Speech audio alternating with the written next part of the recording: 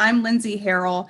I'm the president of the Hilton Head Island Concours d'Elegance and Motoring Festival, and we are thrilled to be here tonight. We are hosting, of course, a virtual event this evening, but the really exciting news is that we are hosting, wait for it, a live event this fall on Hilton Head Island, South Carolina, November 6th and 7th at the Port Royal Golf Club. And we could not be more excited to be back on the show field this fall with all of our friends, celebrating everything that we love, everything motoring, and we are just beyond excited. But we wanted to do a few things leading up to this year's event. Despite the fact that we are having a live event this fall, we wanted to do something to celebrate some of the things that we're looking forward to about the event this November. And one of the things that we are truly excited about is our continued partnership with the Hagerty Drivers Foundation, formerly the Historic Vehicle Association, that we launched in 2019. We started an unprecedented relationship with them where we took a collection of vehicles from the National Historic Vehicle Register and displayed them at our event in 2019. And outside of their Cars at the Capitol event that they do every year on the mall in Washington, D.C., it was the first time a collection had been shown together. So we were thrilled to do that in 2019, and we are really excited to do that again. We are really excited to do that again in 2021 to mark our return to the show field at the Port Royal Golf Club. And we've got some amazing vehicles lined up for this display. Of course, we will sort of tease you all with that throughout the year as we get close to the event this fall. But the first car that we're announcing has been a car that we have been working on for over a year. This was in the works to be part of our event in 2020. Of course, COVID-19 had other plans for us, but we're thrilled that it's continued to be a part of our plans for 2021 and our 19th annual event on Hilton Head Island. And of course, the car that I'm talking about is the 1921 Duesenberg Straight 8, famously known as the Castle Duesenberg. And that is the car we are here to talk with you all about tonight. So to get us started, I wanted to share a little video with you all to kick off the discussion for tonight.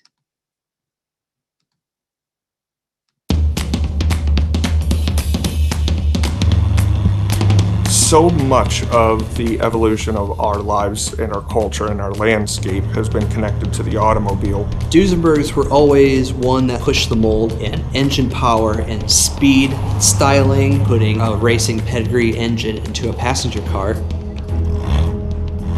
This is a unique story. This isn't passing down your grandmother's china. It is the first ever passenger Duesenberg to be sold to the public, and it has been in the same family for 100 years, so it is also known as the Castle Duesenberg. The first one was ordered by Samuel Northrop Castle. He knew he wanted the fastest and the best. It was their very first iteration of your own personal sports car.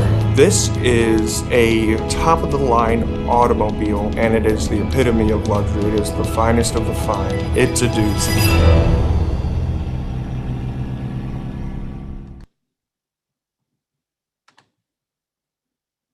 So we are here to talk about this amazing car, and what I'm going to do right now is I'm going to turn it over to our board member, Mike McClelland.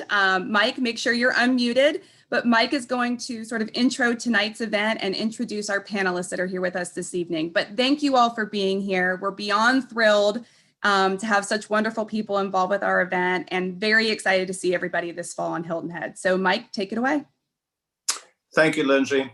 First of all, I want to welcome everyone who's watching all over the country and from what I understand, even beyond. First of all, it's my pleasure and privilege to introduce to you tonight's very special panel guests, experts in the industry, people who know more about the Castle Duesenberg and the collector car hobby than just about anyone else. And I'd like to start with Diane Parker, the Vice President of Hagerty Drivers Foundation. Brandon Anderson, the Executive Director and CEO of the Auburn Duesenberg Museum. Casey Maxon, the historian for the Hagerty Drivers Foundation. And finally, Sam Grate, the Curator of the Auburn Duesenberg Museum. Once again, welcome. Thank you so much to all of you on the panel for sharing your time this evening and your expertise. I am extremely excited about having the Castle Duesenberg with us at the Hilton Head Concours this coming November the 6th and 7th.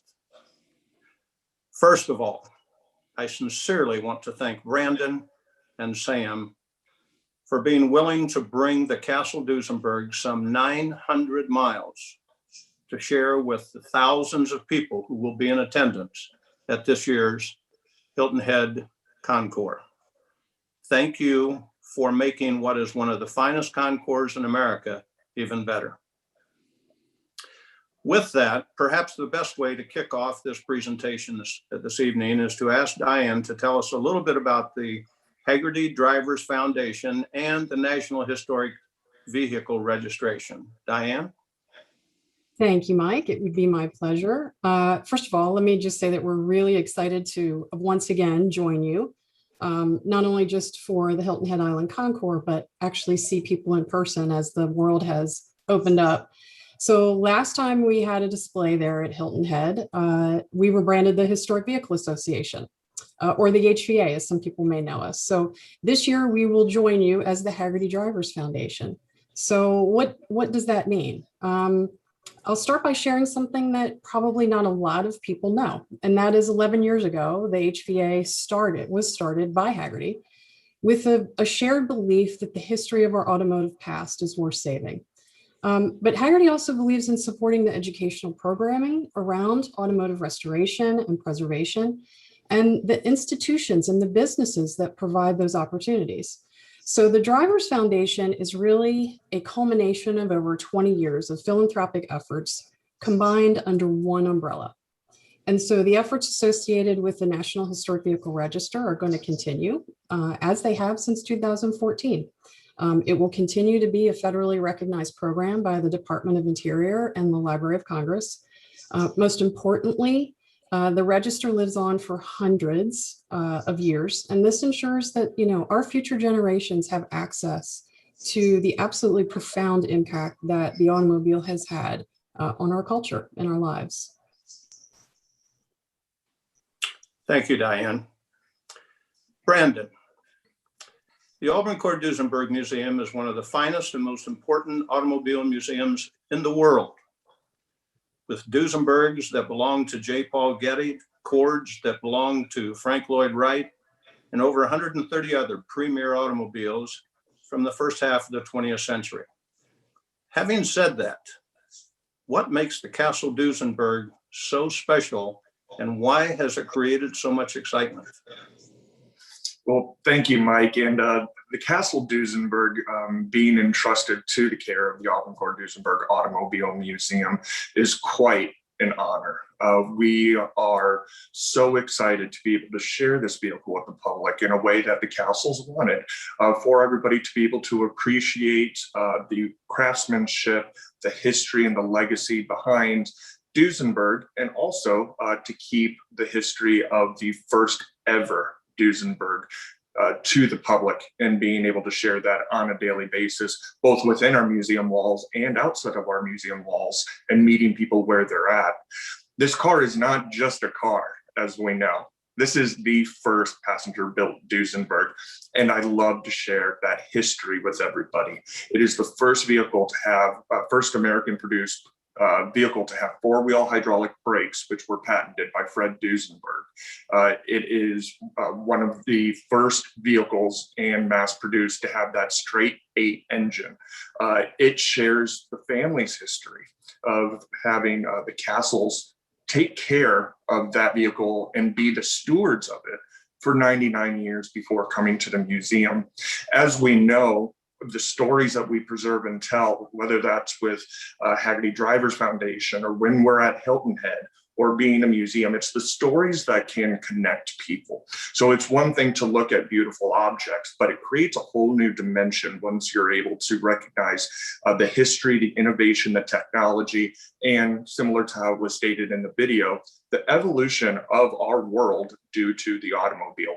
So I think there's a lot of excitement for people to be right next to that car and everything that it means. Brandon, I have to assume that when the Castle family made the decision to donate the Duesenberg to someone, that there were many other suitors other than the Auburn Duesenberg Museum. And I'd like to take this opportunity publicly to sincerely thank Sam and you both for not only accepting the Duesenberg and making it a part of the museum, but more importantly, for going out of your way, for taking all the extra time and effort to share it across the country. And once again, as I mentioned earlier, to bring it all the way down to Hilton Head, in my opinion, is going way above the call of duty for someone responsible for a museum. So I sincerely thank both of you, and I know that everyone that will be in attendance on November 6th and 7th will want to go out of their way to thank you as well. And on that note, I would really like to thank the individuals that made this possible. Of course, the Castles. We were not the only automobile museum or museum in general to be considered for giving their legacy to an institution. There were other individuals behind the scenes, Gordon McCall with Monterey Motorsports and McCall Motorsports, for example, Eric Kaloran, friends of the family that over a couple of years really worked to make sure that this vehicle was entrusted to the right place. And we are just the honored beneficiaries and stewards of that vehicle. And our role as public servants in the museum field is to share that collection with the public, because it's the public that owns the vehicle at the end of the day. Well, as you're proving, they made the right decision, and we're very happy about that. Sam, while we have you there, the Duesenbergs were manufactured from 1921 until the mid-1930s, a period of about 15 years. Were all of these Duesenbergs all alike? As I understand it, there was a Model X, there was a Model A, I believe there was a Model Y, there was a Model J, there was a Model SJ, and then I understand there was a Model SSJ. Can you kind of tell us about what all that meant and what the differences were?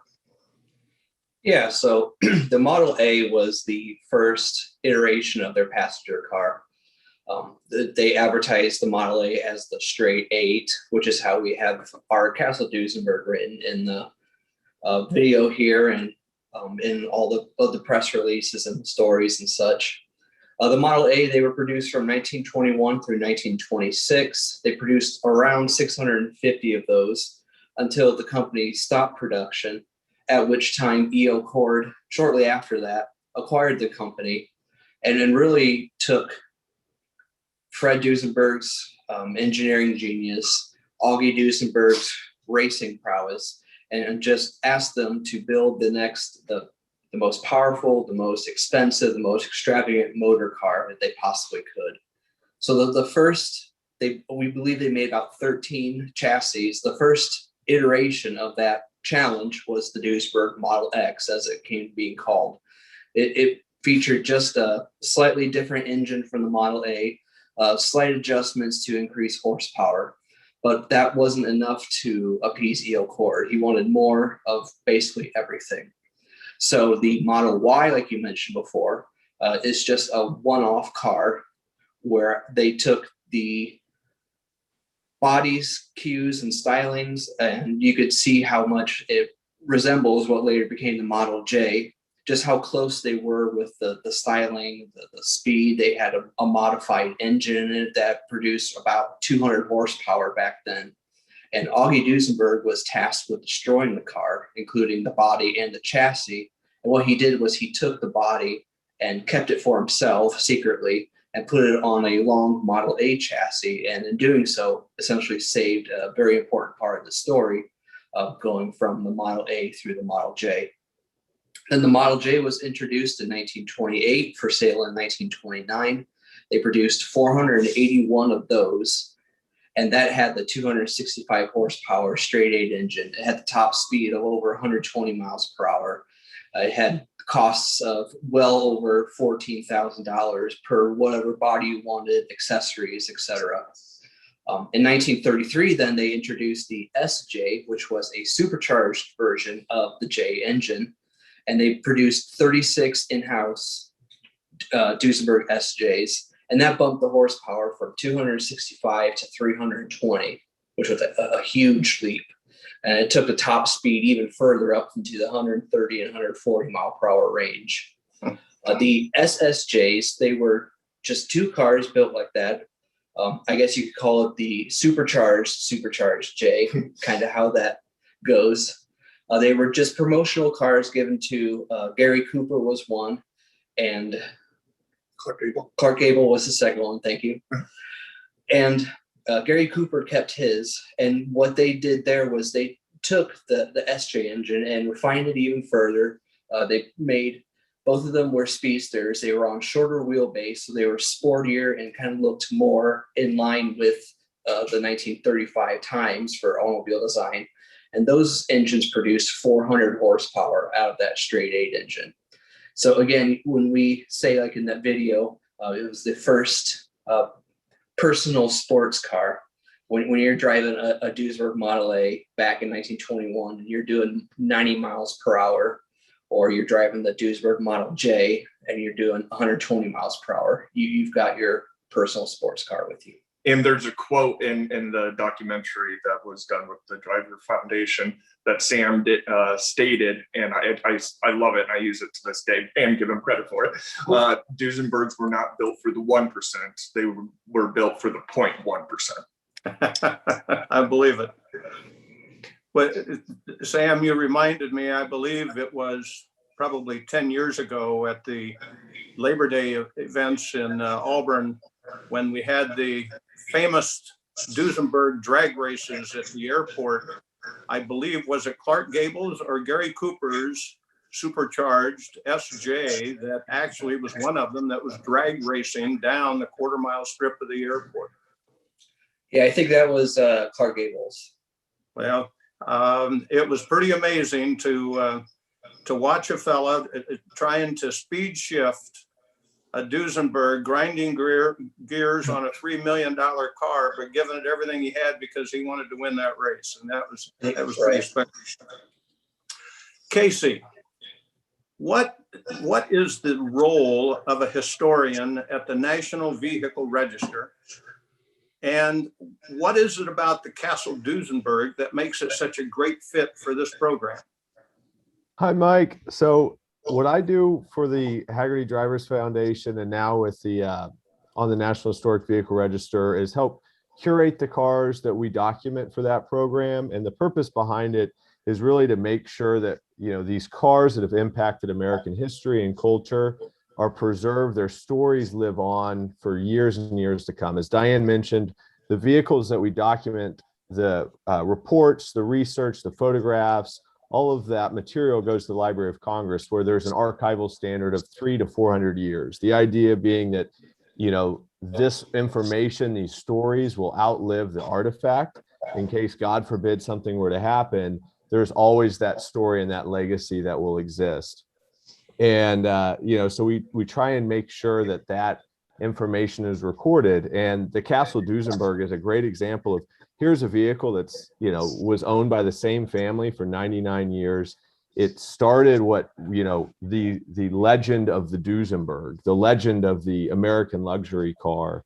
And that story needed to be saved, needed to be preserved in a place like the Library of Congress. Well, I'm certain that the position that you have is one that when the day came that the job was offered to you, you probably couldn't hardly believe it. What a tremendous opportunity to have. Absolutely. And by the way, that reminds me, I had talked with Brandon a few days ago, and he said he was going to attempt to contact the Castle family to see if they could be on this program this evening, watching it. And I hope that they are. And if they are, I want to say, for all of us here this evening, I long for the opportunity that we get to meet them. They have to be extremely special people, and it would be a real honor, obviously, to have them at the Hilton Head Concours or be able to meet them anywhere. Well, thank you very much, Casey. Brandon, we've talked about the fact that the Castle Duesenberg was purchased in 1921, donated 99 years later. The original buyer was Samuel Castle. Can you give me an idea? I'm trying to go back to 1921 and put myself into his shoes, and I'm going to buy an expensive automobile, and I have an opportunity here. I can buy a fabulous Pierce Arrow, I can buy a magnificent Packard, or I can buy a totally unknown car called a Duesenberg with no history, no background, anything. Why do you think he made the decision to buy the Duesenberg? Well, from all of the information that we've gathered, is that Mr. Castle actually knew the Duesenberg brothers and knew that they would be coming about with a vehicle that would be a passenger vehicle. So the Duesenberg name was already synonymous with racing. So you look at the Indy 500 and the winners there, and you look at the French Grand Prix. So it was really what the Duesenbergs were doing for the first time, and that's putting that racing engine in a passenger vehicle. So he had originally contacted the brothers about this production when they announced they would be doing the straight eight. Well, actually at that time, it wasn't the straight eight, that they announced that they would be doing a passenger vehicle. And because of the Duesenberg's perfection, especially with Fred Duesenberg, there were modifications along the way and even changing the engine so that it would be that straight eight engine that we know today. He wanted to have the first of what that would be. And this vehicle was unlike anything at its time period. You had mentioned like Packard, Pierce Arrow. Of course, those also very top of the line vehicles and gorgeous vehicles. But this offered something that none of the other ones did, and that was that straight eight engine, the hydraulic, four-wheel hydraulic brakes. And the property that Mr. Castle had was a large sugar plantation, and there was large growing of fruit there. All the information we have from around that time period, making this vehicle is really is dependable and able to traverse the different landscape of the plantation. After we had documented the vehicle and working with Canepa, who did the restoration work for the Castle family, we received a very large bound copy of photos of the vehicle being restored and some direct quotes from Mr. Castle.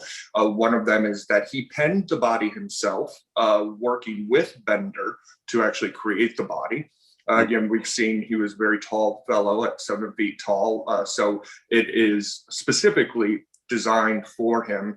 And this gave him the opportunity to really have the first, this is what we're talking about here.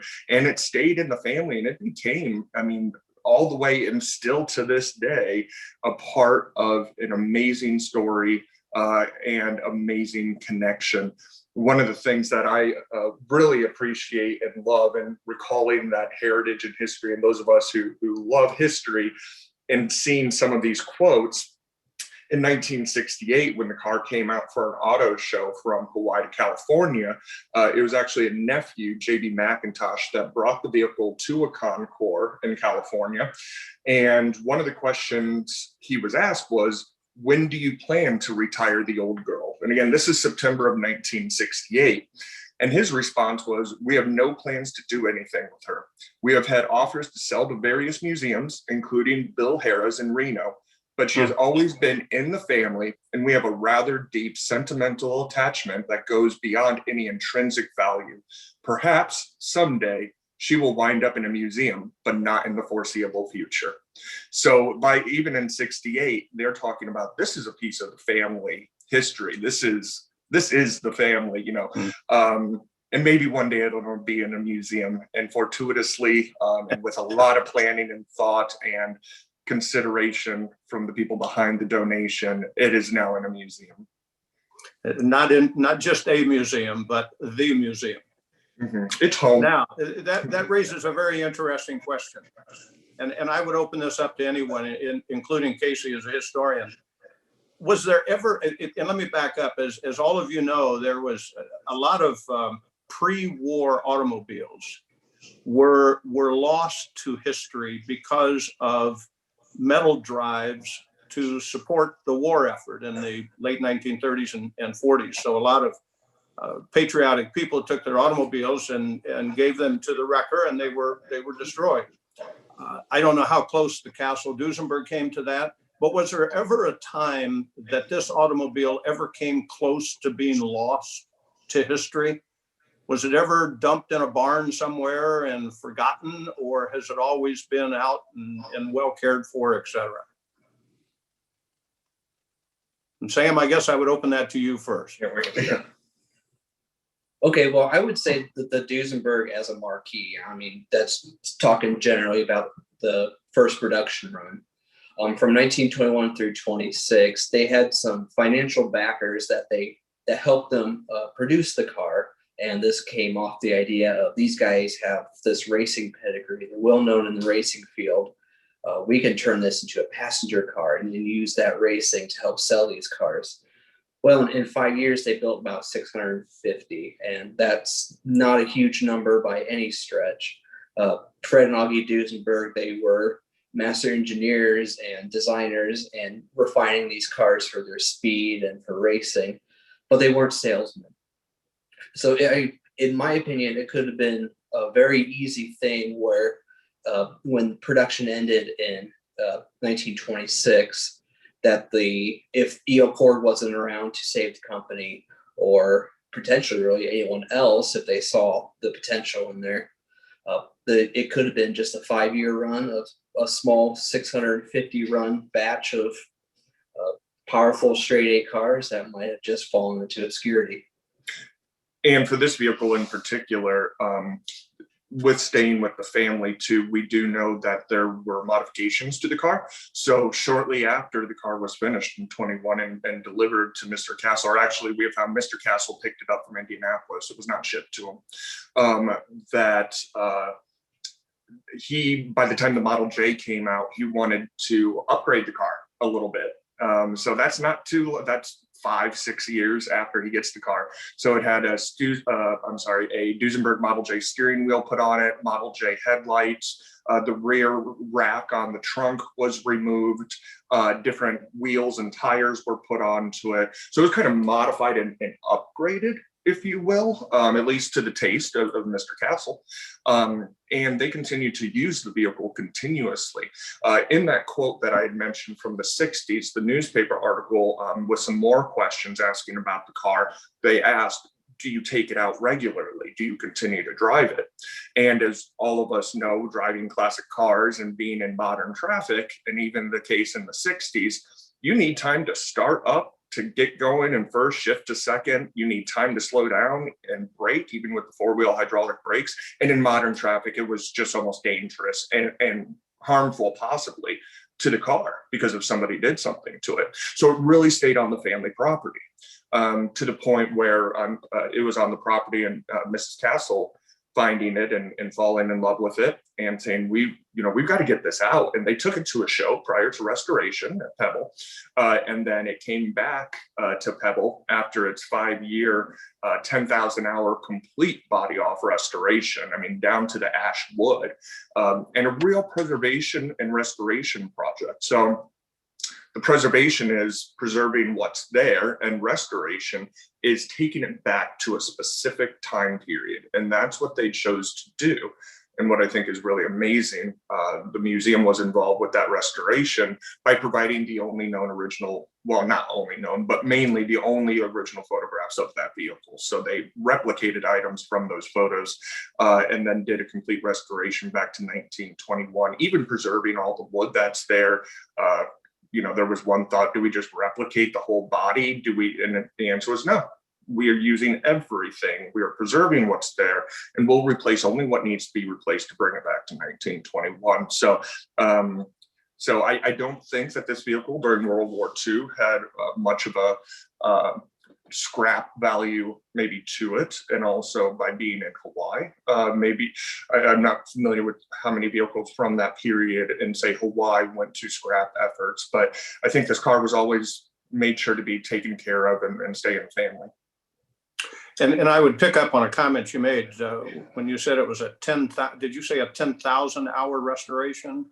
Yes. As I remember from my business days, the definition of a full-time job is 2,000 hours. So you're in essence saying that it was literally 5 full years of work that went into that restoration. Diane, what is the process that you go through to decide whether a car belongs in the National Vehicle Register? So we follow the same criteria as the built world, so the Register of Historic Places. So there's 4 criteria. A vehicle only needs to meet 1, but oftentimes, as we've built this program over the years, the cars that we've put on to date have checked more than 1 box. So it would be association with an important person, an important event. It's engineering value, kind of what makes it special as far as the build. And then there's information value, is it maybe the first, the last, or the only remaining good example that is out there. Can you give me an example of 2 or 3 other comparable cars that are a part of the register that will be, for lack of a better word, cellmates with the Duesenberg, other stable cars? Geez, Mike, that's like comparing your children or something. I mean, I'm not asking to be compared. I'm just curious as to what a handful of other automobiles that have received that designation. so, the greatest thing about the register is how highly diverse all the vehicles are, and that they are really representative of a cross section of different eras and cultural movements. And in terms of provenance and quality, they're all equal as far as their cultural impact. And because of the uniqueness and kind of, what we call that human interest story behind the horsepower. So just to kind of show some of the diversity, we have everything from the Shelby Cobra Daytona Coupe, which was a prototype, one of 6 ever built. Myers-Manx Dune Buggy, one of the most replicated vehicles there is. A Future Liner, a Lowride, first production minivan, 15 millionth Model T, and even a 1966 Volkswagen microbus that was, had a pretty significant role in the civil rights movement. Each of these cars in and of themselves are extremely special, but what really adds to it is, the story component. It's where they began and how they were used over time that really make them even come alive, I'll say. So in reality, looking at the cars that have been accepted into the register would be an extremely interesting way to learn the history of the United States, certainly during the 20th century. Absolutely. Brandon, speaking of the museum, the Auburn Cord Duesenberg Museum has many times been referred to as the Mecca of the classic car hobby. What makes the museum so special? What is there to see and experience at the museum? Can people hold special events at the museum? And finally, you mentioned that the Frank Lloyd Wright car is there. Could you describe for us what that car is like and what Frank Lloyd Wright said about that car the first time he ever saw it? Sure. So to talk a little bit about the museum, and being that Mecca, we are the only automobile museum in the world in its original international headquarters. What that means is when you come to our museum, you aren't stepping in replicated history. You are stepping into 1930 to 1937 during the final active years of the company. The building was designed as an Art Deco masterpiece, and similar to the Castle Duesenberg being on the Historic Vehicle Register and part of the Library of Congress, and the Historic American Engineering Record, our building is on the National Register of Historic Places. And to take it a step above that, it's a National Historic Landmark. So our building is also included in the Library of Congress and those records as well for future posterity.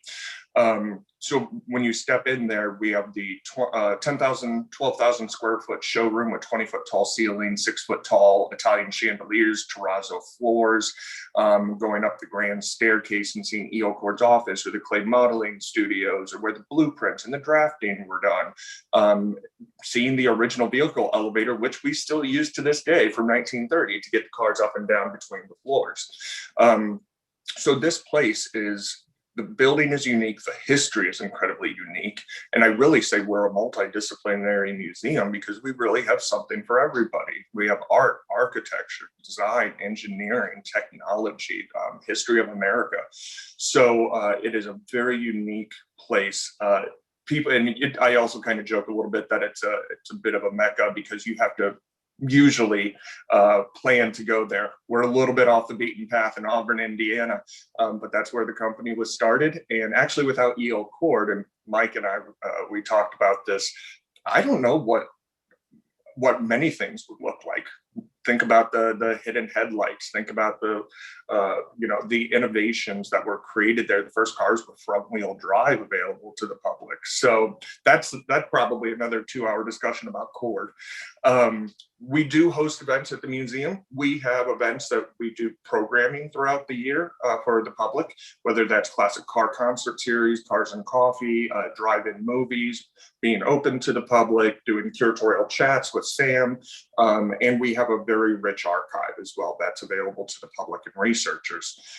We do private events too, a lot of weddings, graduations, ceremonies in the showroom on the staircase. And the whole museum is open during your events too, so you can really explore the whole place.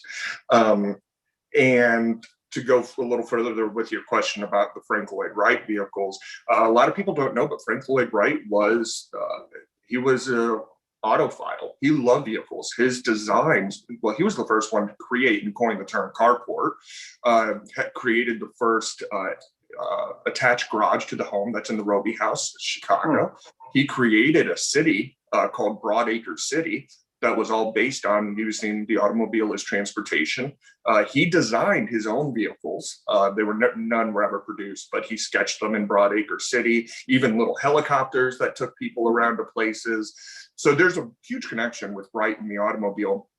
And he owned, people have tried to put the list together before, but perhaps about 50 different vehicles himself. With specifically the Cord, he owned 2 Cord L29s. And he found those vehicles with the lines, their innovation, the technology, the front wheel drive. Basically, in a sense, he said, this is the perfect embodiment of a vehicle and all that it includes in the science and technology. And that was written in, it was a pamphlet that was used as an advertising opportunity from a lot of Cord owners that were sent out to advertise, look, these people are driving Cords, you should too. So he enjoyed them so much, he ended up owning 2 of them, and we own the second one. And then we also, in that story of, Frank and Taliesin and the trek during the winter months from Taliesin in Green Spring, Wisconsin, to Taliesin West in Arizona. Frank would lead in his L29 with his wife, Olga Vana, and then the apprentices, those young architects, would follow in a lot of these other cars, including little Indiana-built Crosleys. We have one of Frank's Crosleys at the museum as well. Wow. So I think one thing that people always have to understand about the museum to fully understand why it looks the way that it looks is that the showroom was not designed for retail customers, but for actually for the owners of the dealerships across the country and around the world. Is that correct? Yeah, yep, that's correct. There were dealerships in 89 different countries. So you would come there and you would choose the cars. Sam might have some more to say about that and how, it was not open to the public. And this small town, and literally the name Auburn and then Auburn Cord Duesenberg was literally around the world. That's why we also get visitors from around the world. Yes, so like he said, in 1931, the export department had its peak where they had 113 dealerships in 93 different countries. And this was coming from a comparatively small automobile company in a remote-ish region of Indiana. And we've got historical photographs where you'll see like members of jazz bands with their cars parked out in front of the building. Silent film stars like Happy Lawson standing next to his brand new car right in front of the museum building. And they would invite celebrities and VIPs to come out there and look at these cars and the engines on stands that they had in there and other Corp Corporation products.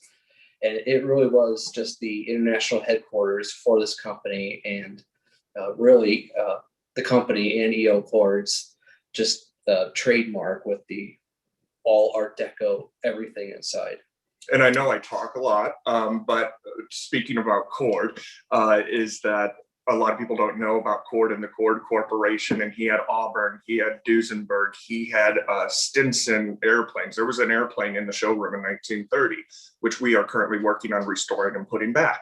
There was Dodge boats. He had American Airways. It was under his leadership that it was turned into American Airlines. He had railroads, uranium mining, real estate, cattle ranching, TV and radio stations. I mean, he was the serial entrepreneur. And as I understand it, his picture was on the cover of Time magazine, both in 1932 and in 1934 again.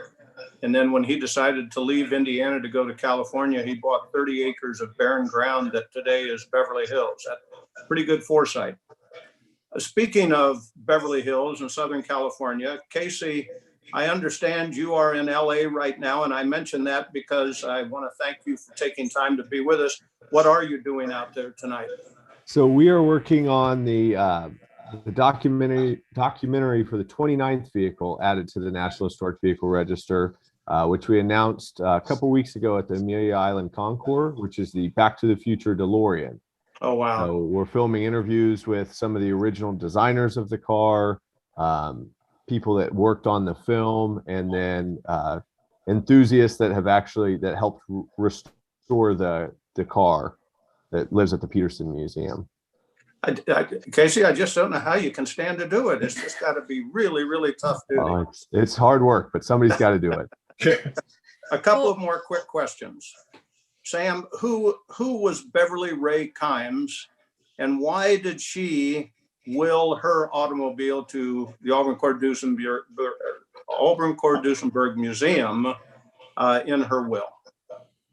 So Beverly Ray Kimes was a incredibly gifted and thorough historian and researcher. She wrote several books during her lifetime.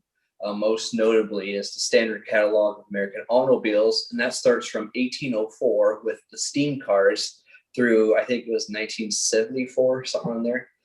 And she painstakingly researched all the companies, all the different types of cars and models, and even going with the ones that never achieved production to ones that only made a couple one-off cars to full histories and stories of, at least until the book was published, of like Lincoln and Cadillac and Buick and other automakers of that time as well.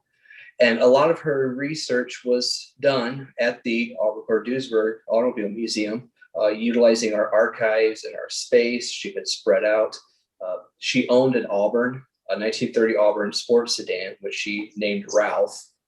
And she knew that the museum was the place for that car. So upon her death in 2008, the car was donated to the museum. And it is still with us.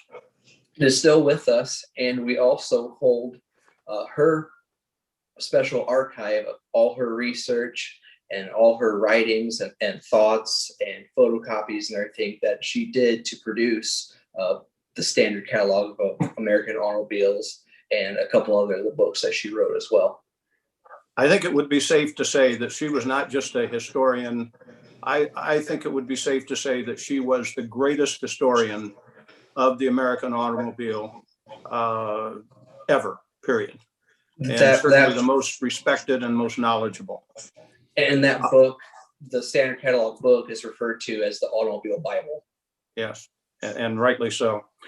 One last question that I have, kind of a wrap-up question, and this would be for Diane and Brandon first, and I'd like for Diane to go first. You both are extremely busy people with lots of obligations week in and week out. What makes the Hilton Head Concours d'Elegance so special that you're willing to commit to being an integral part of this year's event? Diane?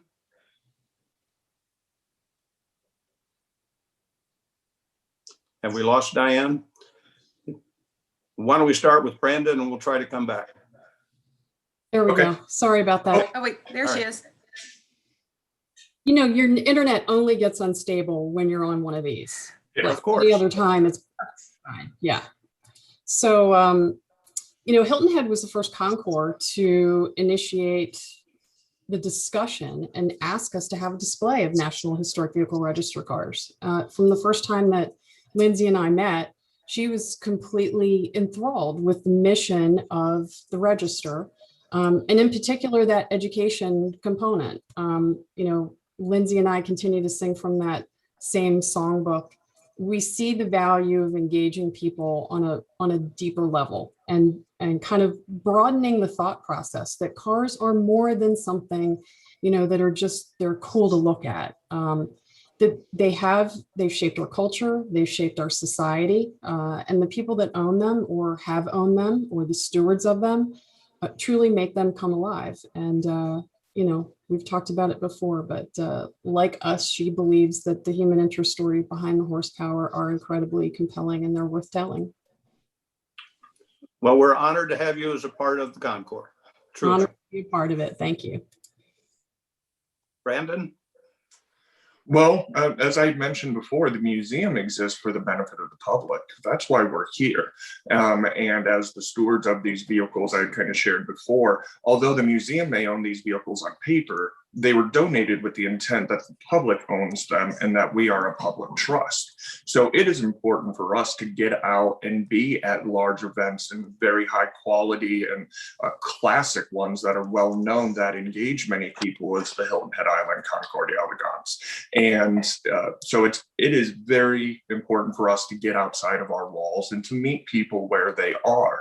So by taking out these vehicles, including, when we discuss this with the Castle family, and with others that have donated to us, we share, listen, it's not going to sit in this spot and for 5 years and not get out and show it to people. It's important to show it. That's how we share our history. So going and traveling around the country and displaying the objects that we have to connect and to preserve this field as well and its legacy, and to make sure that we have the same people that are sitting on this call tonight in 50 years, it'll look different, but they hopefully will be doing the exact same thing. And this field will continue to grow and continue to have that interest. So we're all just working for the benefit of the public and the future. Thank you so much. Lindsay, Well, I'm Mike, about ready to turn it back over to you for I was gonna questions. say- But I just want to thank everyone. Again, Diane, Brandon, Casey, Sam, thank you for giving us your Sunday evening. Thanks for your expertise. Thanks for your support in helping the Hilton Head Concours. And I look forward to seeing all of you in November, if not before. Thanks, Lindsay. Thank you, Mike. Thank you again for joining us, everybody. And I think we've got a few more minutes to hang on if we get some questions from the audience. If you all would like to submit a question before we wrap up here, there is a Q&A feature or a chat feature. You're welcome to put a question in there. We've had a couple come in. I wanted to ask Casey and Diane a question that's come in about how many cars do you all normally add annually to the register? What is your goal? What do you shoot for? Casey, you want to take that one?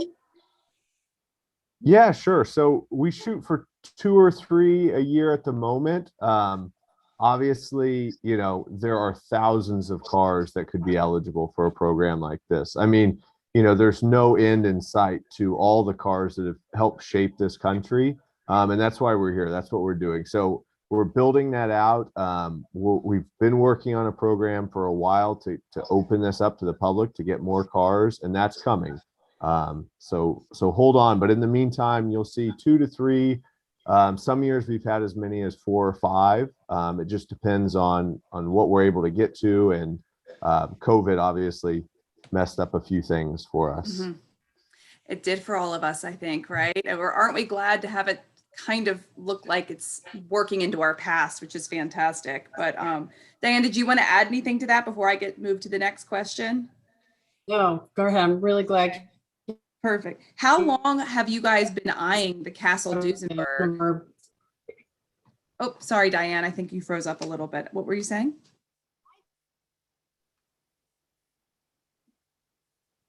Hey, night. What can I tell you? I'm freezing up here, kids. Well, here, I'll shoot this one to Casey then. Yeah. How long were you guys sort of eyeing the Castle Duesenberg as a possible addition? I know it was added last year. How long did that process kind of trickle out? So we launched the program. We started our partnership with the Department of Interior in 2013, about the same time that the car was shown at Pebble. So we've been aware of the car since it was at Pebble. We gave the car an award. We also have an award program called the National Automotive Heritage Award that we do at a number of concours, Hilton Head, Amelia Island, and we actually gave the car our National Automotive Heritage Award. I believe it was 2018 or 2017. Correct me if you know the right date, Diane. I was looking it up earlier. But so we definitely have had this car in our sights for a while. And we kind of go down the list of vehicles that their story is part of the greater automotive story, the greater story of American history.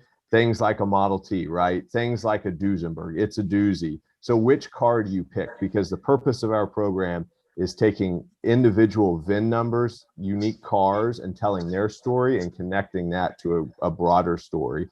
And with Duesenbergs, that's especially hard because it's not like there are Duesenbergs out there that aren't important, right? Every Duesenberg that was built is a special Duesenberg. It was built for a special person. But you can't look past the fact that this was the first. This is where it all started. Wonderful. Thank you.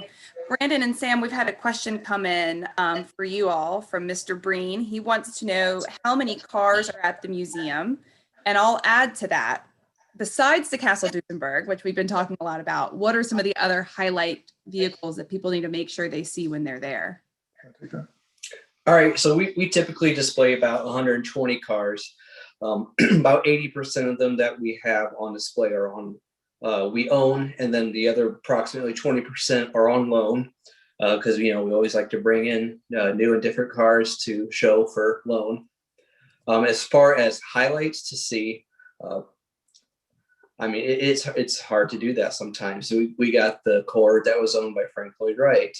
We have a recreated Corp Speedster created off the same blueprints and drawings and photographs that were used when the car was first built in 1931 and destroyed at the LA Auto Show fire.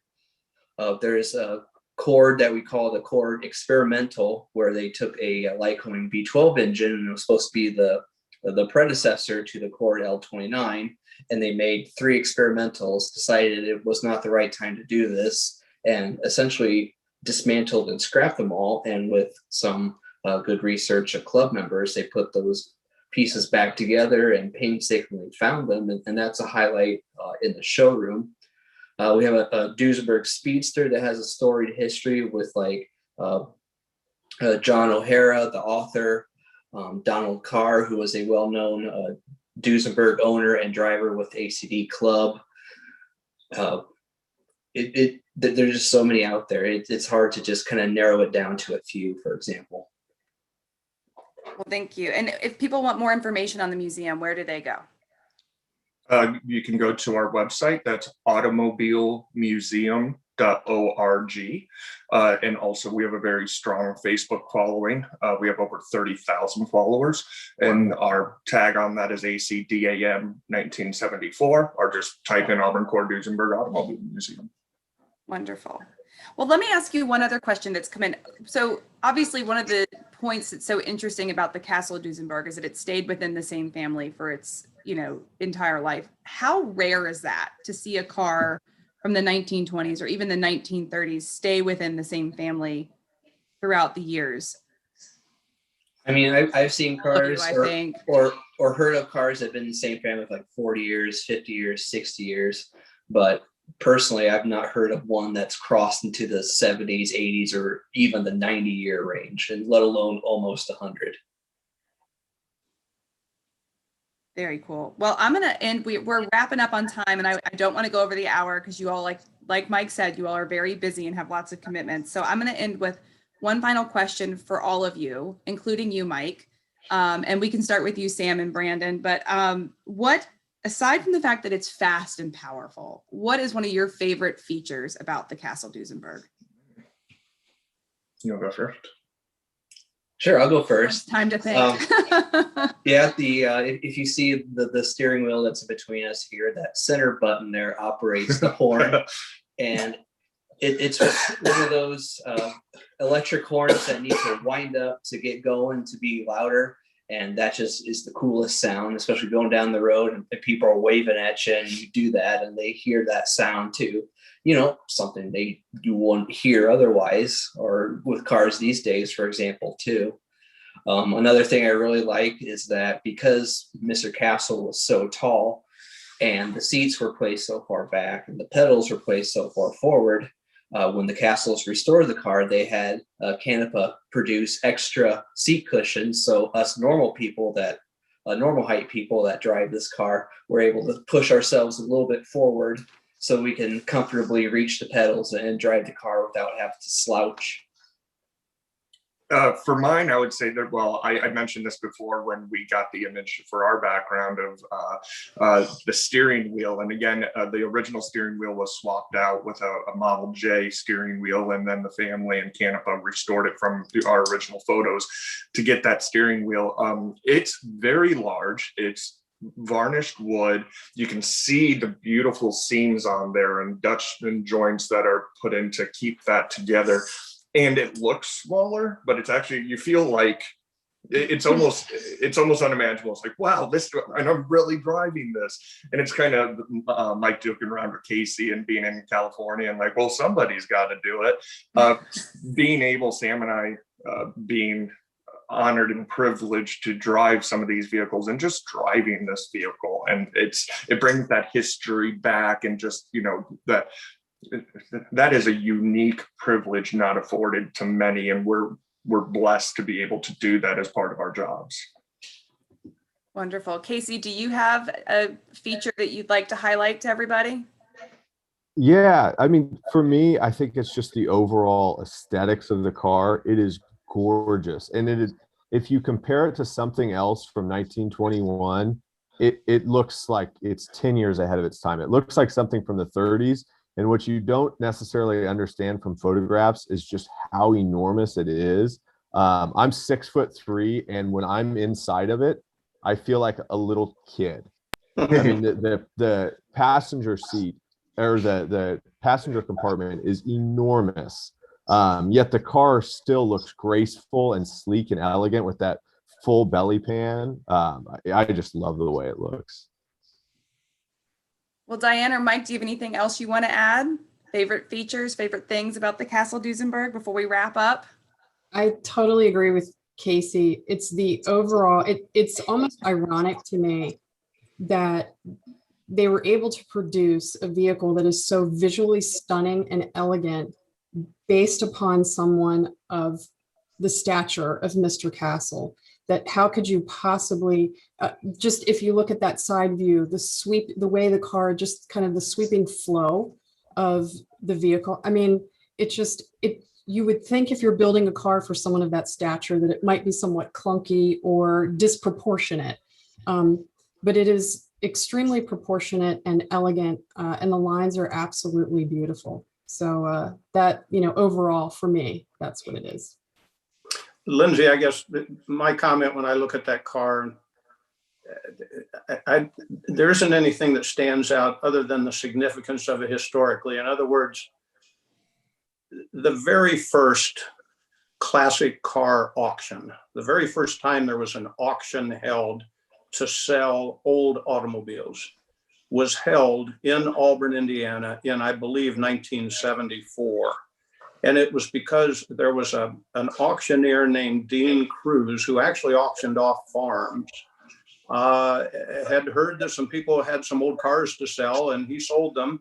And they were astonished to see that Auburns and Cords and Duesenbergs were selling for $10,000 and $15,000 and so on. And I would venture to say that because of the Duesenberg, the classic car hobby started when it did. Now, would it have come about anyway? Probably. But the birth of the classic car hobby, I think, started with the car that you're looking at right here.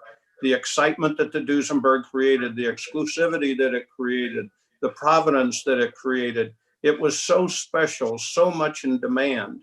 The history of the classic car hobby starts right here. So that's what that car means to me. Well, wonderful. Well, we're going to wrap it up with that. I want to thank again, Diane, Casey, Brandon, Sam, and Mike for joining us tonight, and for all of you joining us as well. And I'll just say a couple closing remarks if you don't mind. We did offer a wonderful prize package to everyone who registered for this event. We will be drawing our winner tomorrow, so stay tuned. If you are selected, we will be contacting you. Of course, that included items from all 3 organizations, and we will touch base with you. If you are still looking for a wonderful Father's Day gift, all 3 of us can offer great options for Father's Day. I know it's just around the corner, but there's still time. And of course, tickets for the Hilton Head Island Concours d'Elegance Motoring Festival, where you can come and see the Castle Duesenberg live and in person November 6th and 7th are on sale on our website, www.hhiconcours.com. So we hope all of you will join us this fall for our return to the show field. We are excited to have the Hagerty Drivers Foundation and the Auburn Corp Duesenberg Museum with us this fall, and hope everyone will make it down to Hilton Head Island. Hope you have a wonderful night. And again, thank you for joining.